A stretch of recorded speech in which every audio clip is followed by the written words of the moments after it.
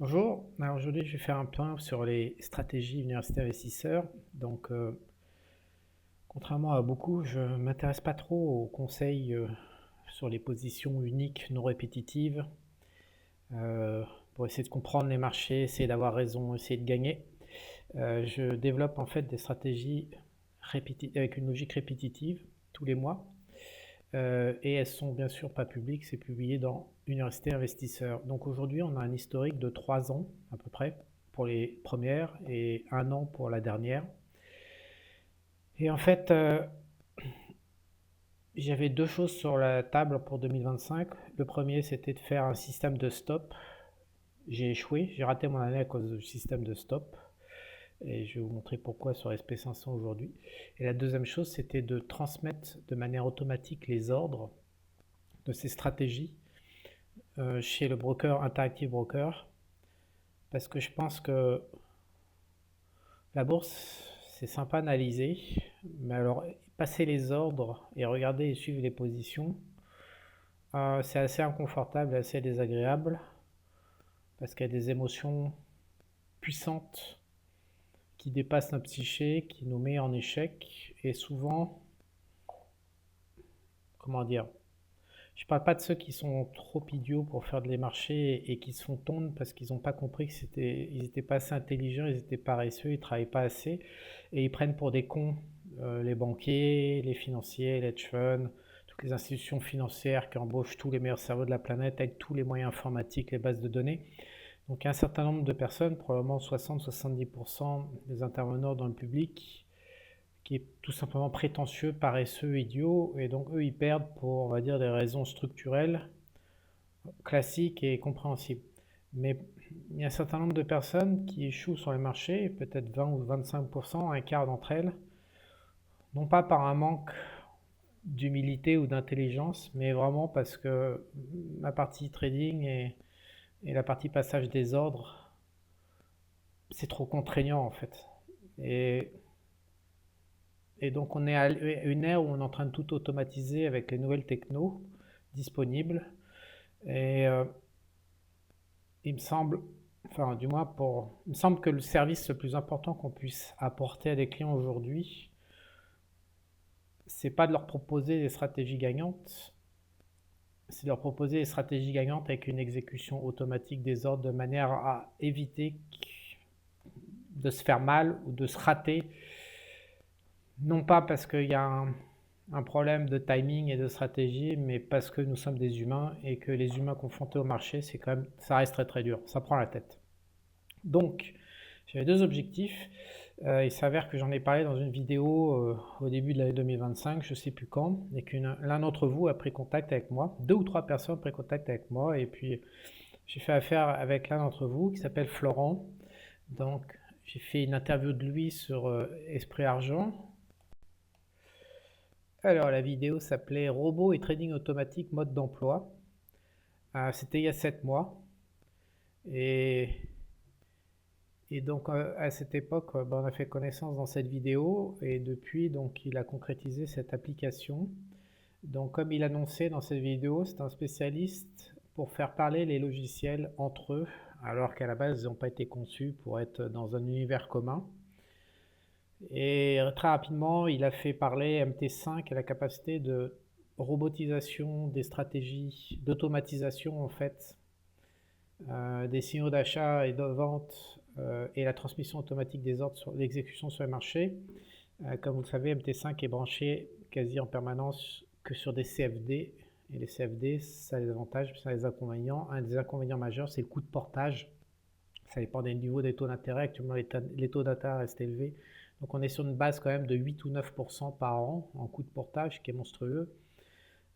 Et donc CFD, par rapport à mes stratégies qui sont mensuelles, ce n'était tout simplement pas envisageable. Donc j'étais dans la mouise et donc très rapidement, en quelques semaines, il a pondu déjà une première partie du soft qui consistait à envoyer des signaux de MT5 sur Interactive Brokers en utilisant les tickers des actions des ETF américains, donc là des actions cash, donc qui supprimaient le problème du coût de portage des CFD, donc il a résolu ça très rapidement. C'était assez bluffant à voir. Et donc de fil en aiguille, il m'a dit, bah, tout simplement, tu me donnes n'importe quel signal et je te le fais, je te l'envoie, je te l'exécute. Et donc de fil en aiguille, on a parlé. J'étais assez pris avec la ferme cette année, donc j'ai ralenti le projet. C'était plus ma responsabilité et ma faute que la sienne. Aujourd'hui, on est prêt pour Université Investisseur, c'est-à-dire que les stratégies qui sont publiées, les trois stratégies qui s'appellent High Power, Mega Cap et Rotation thématique, qui sont publiées tous les mois en fait dans Université Investisseur. Elles sont là, voilà. Il y en a une quatrième, mais je l'ai désactivée. J'ai fait une vidéo qui est publiée également sur Esprit Argent. Du simple fait que cette stratégie utilise les leaders américains, les entreprises leaders de leur marché. Il y en a beaucoup qui dépendent de la consommation. Et comme je l'ai dit sur mon flux d'édito récemment et dans cette vidéo, la consommation américaine depuis 2020 est complètement stable. J'en ai parlé avec Loïc Abadi aussi sur le dernier podcast sur l'inflation. Les salaires américains sont en baisse depuis 2021.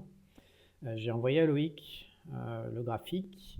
Les ventes au détail nettes d'inflation sont également en baisse depuis 2021. Et donc, ça fait 4 ans, alors c'est une légère baisse, mais les entreprises de ce type ne peuvent pas se développer et augmenter.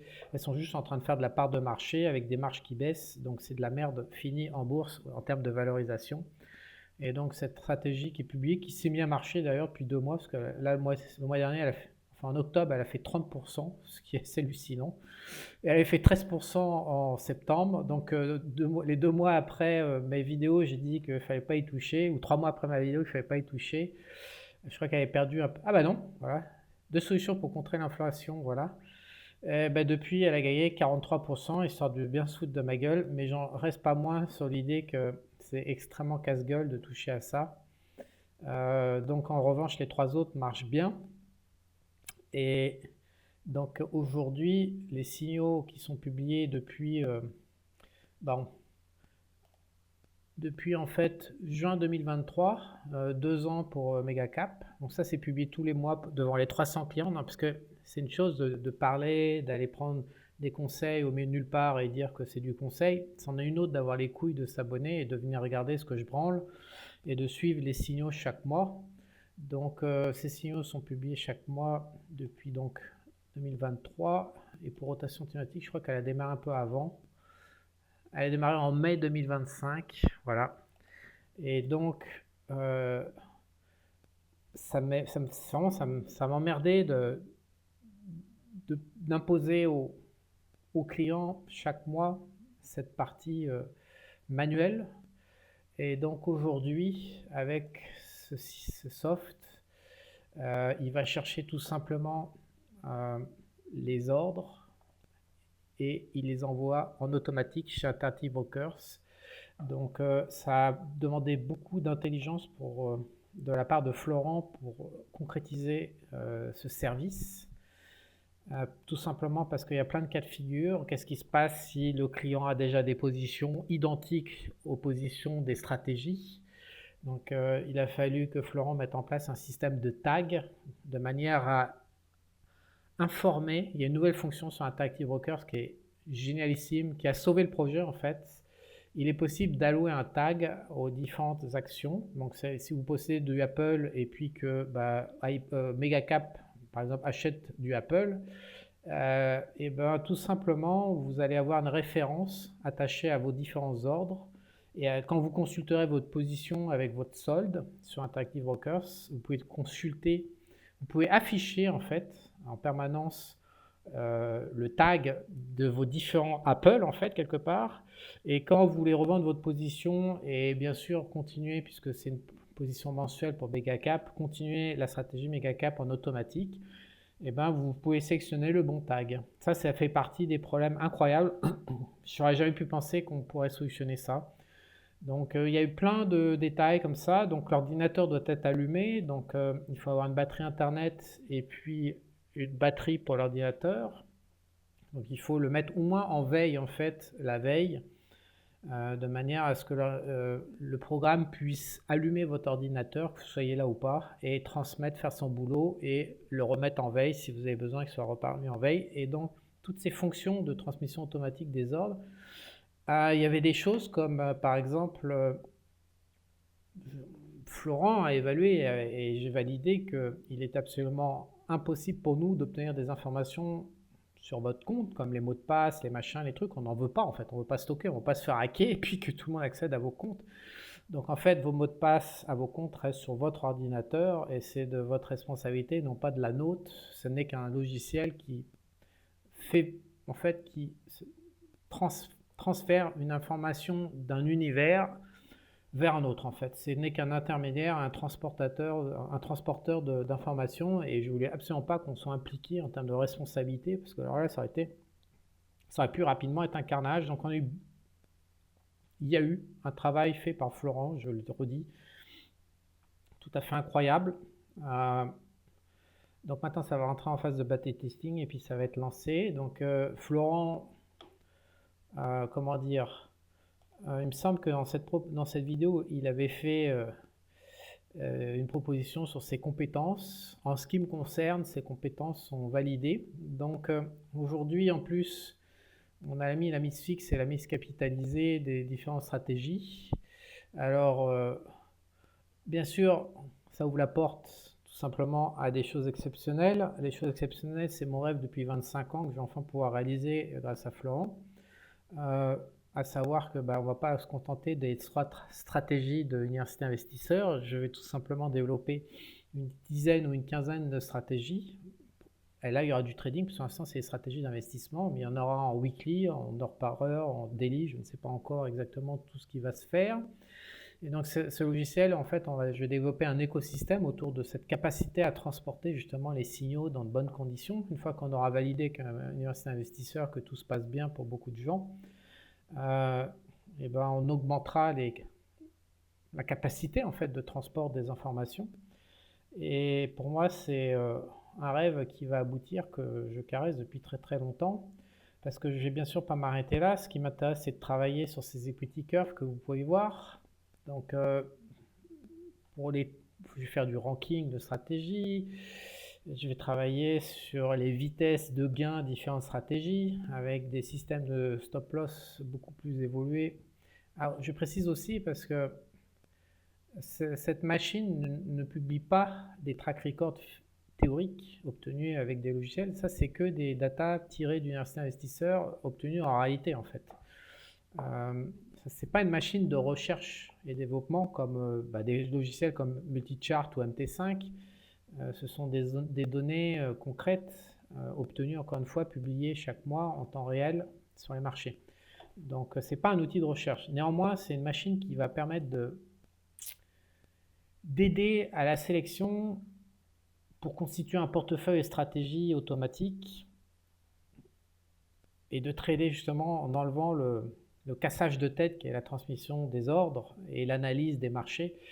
Ça va vraiment permettre de faire une automatisation à un haut niveau, en enlevant encore une fois pour ce que je considère le pire, qui est le fait de passer des heures et des heures et des heures chaque jour derrière les écrans pour juste écouter le timing, les ordres d'achat et de vente des stratégies et les mettre sur le marché via des opérations, via manuellement ses doigts, notre main sur la souris, etc.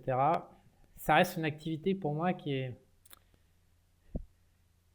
d'abord qui est très très dure, l'une des plus dures, l'exercice en compétition,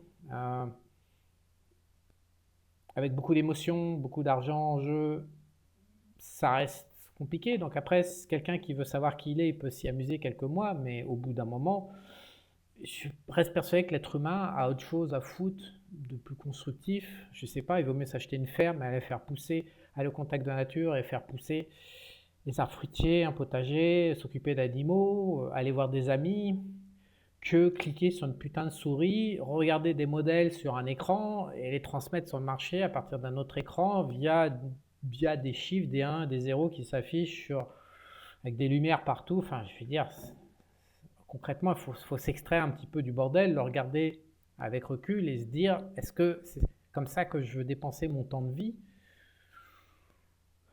Quand même, il faut le réfléchir, ça. Donc pour moi, ce logiciel, ça ouvre la porte à obtenir le meilleur des deux mondes. C'est-à-dire qu'une fois que c'est branché, les ordinateurs tournent, ils exécutent. Donc on peut penser, c'est passionnant ça développe l'esprit humain que de modéliser les marchés financiers. Ça, je ne remets pas ça en cause. Au contraire, c'est une des plus grandes passions de ma vie. Ça me dévore.